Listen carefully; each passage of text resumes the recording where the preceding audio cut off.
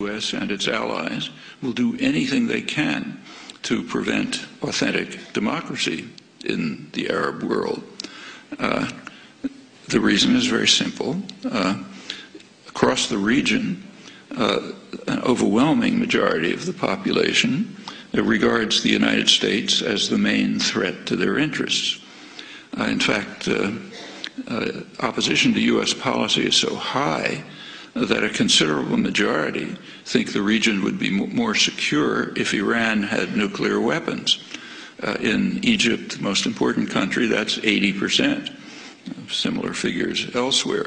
There are some in the region who regard Iran as a threat, about 10%. Well, plainly the U.S. and its allies are not going to want governments which are responsive to the will of the people. If that happens, not only will the U.S. not control the region, but it'll be thrown out. What about Egypt, most important country, but not a major center of oil production? Well, in Egypt and Tunisia and other countries of that category, there is a game plan which is employed routinely. So commonly it takes virtual genius not to perceive it. But when you have a favored dictator, for those of you who might think of going into the diplomatic service, you might as well learn it. When there's a favored dictator and he's getting into trouble, support him as long as possible, full support as long as possible.